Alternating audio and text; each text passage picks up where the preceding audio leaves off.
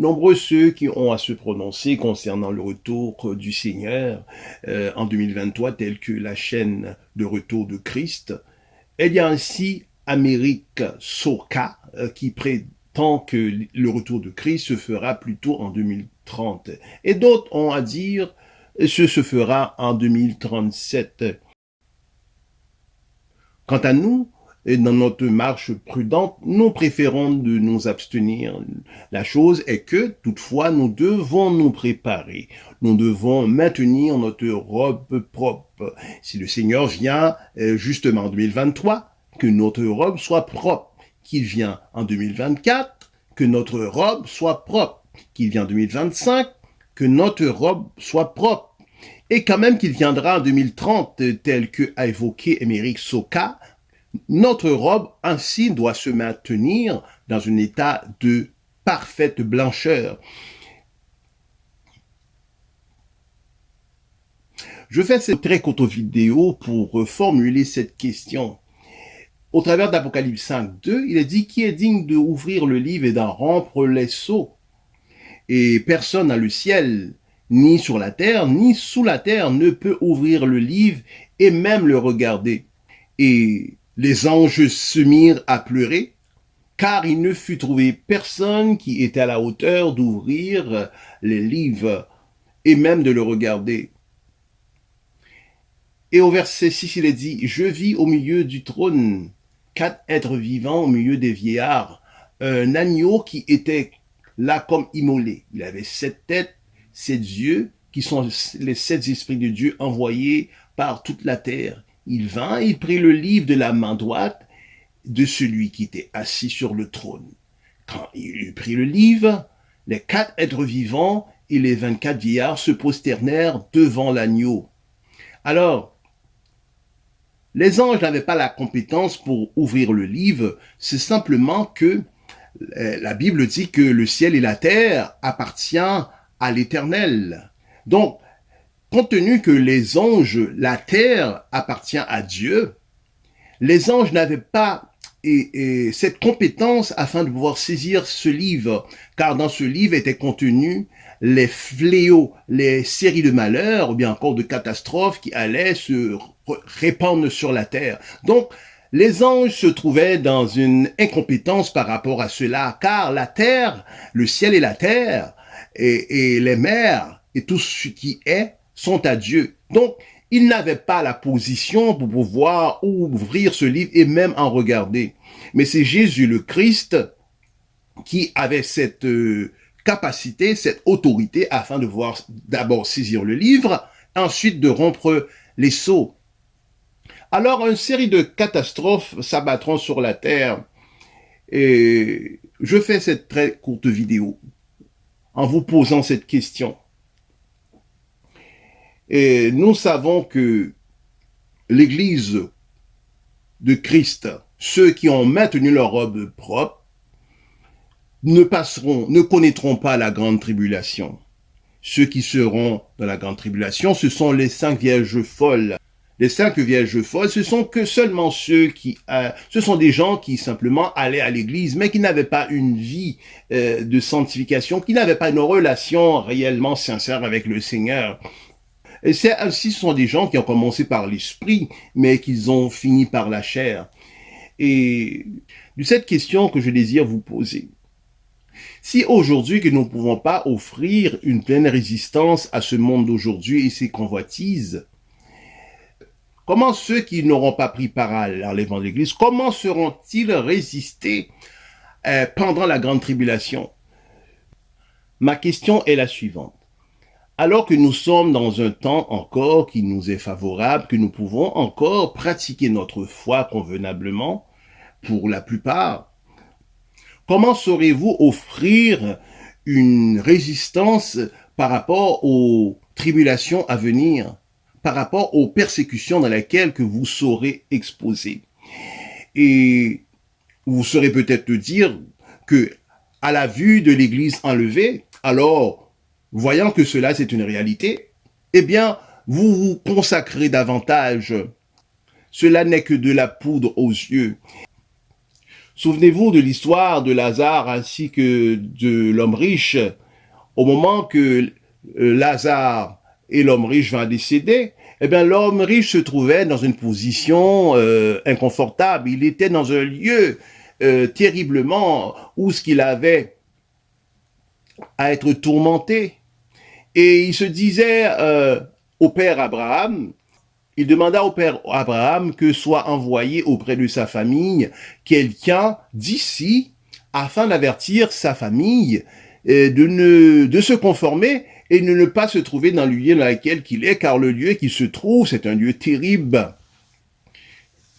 Et cette prière a été non exaucée.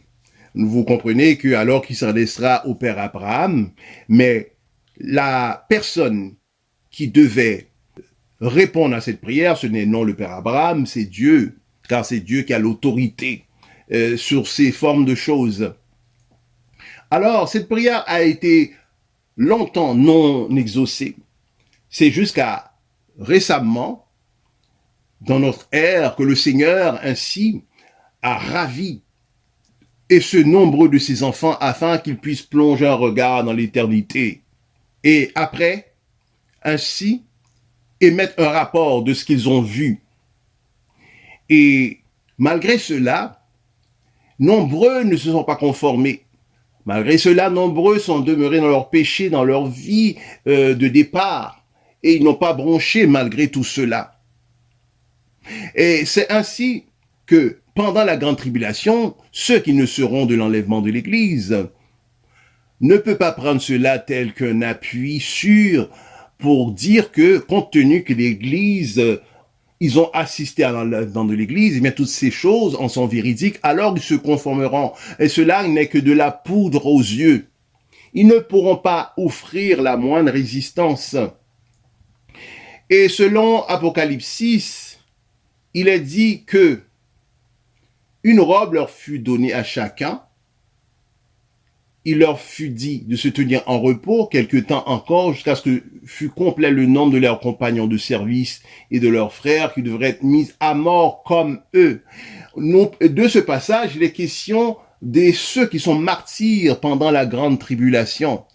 C'est la raison pour laquelle il est dit qu'ils devaient se tenir jusqu'à ce que le nombre soit complet de leurs compagnons de service et de leurs frères qui devraient être mis à mort comme eux. Pendant la grande tribulation, tous ceux qui ne seront dans l'enlèvement de l'Église seront martyrs.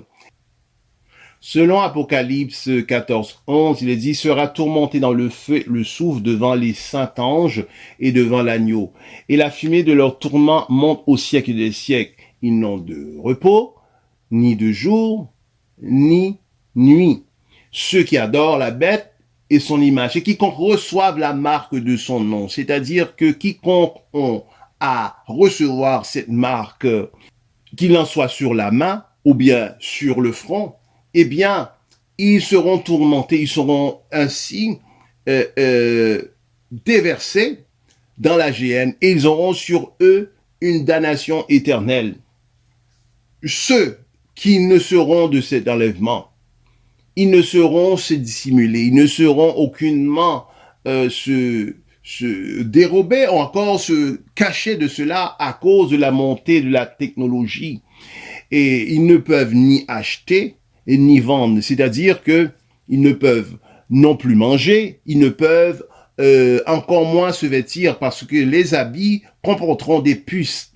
Quand même qu'ils passeraient les habits au détecteur afin de pouvoir repérer les puces, eh bien, ces détecteurs, sachez que ces détecteurs auront des signaux infra qu'ils vont ainsi orienter vers des bases de données, vers des ordinateurs, afin de pouvoir repérer l'endroit que vous vous trouvez. Alors, il vous serait impossible même de porter des habits, des chandails, des pantalons, un sous-vêtement, parce que ces choses comporteront des puces. Et le plus grand danger qui seront devant eux, c'est d'être saisis et maîtrisés, et une fois maîtrisés, qu'on les injecte cette puce, qu'on leur donne à porter maintenant cette marque sur leurs mains ou sur leur front. Eh bien, ces gens, ils seront perdus de manière éternelle. C'est ainsi que, mes chers amis, nous devons nous efforcer, nous devons nous préparer afin d'avoir part à l'enlèvement de l'Église. Encore, nous devons nous tenir dans une parfaite blancheur et de marcher fidèlement sur la ligne que le Christ a placée devant nous. Nous devons marcher sur cette ligne jusqu'à la fin et ne point broncher ni à gauche ni à droite. Mes chers amis, cela était une très courte vidéo, alors nous nous retrouverons la semaine prochaine. C'est là que Dieu puisse bien vous garder.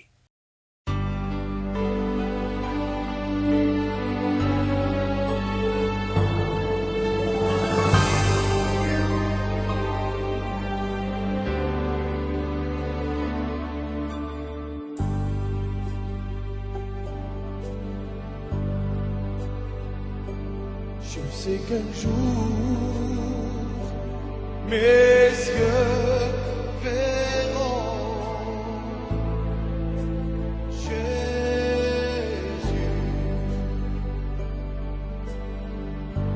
Je sais qu'un jour, mes yeux verront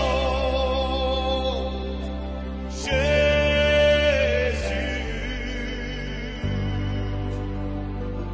Si je marche jusqu'au bout, par la foi et malgré tout, je sais qu'un jour, mes yeux verront Jésus.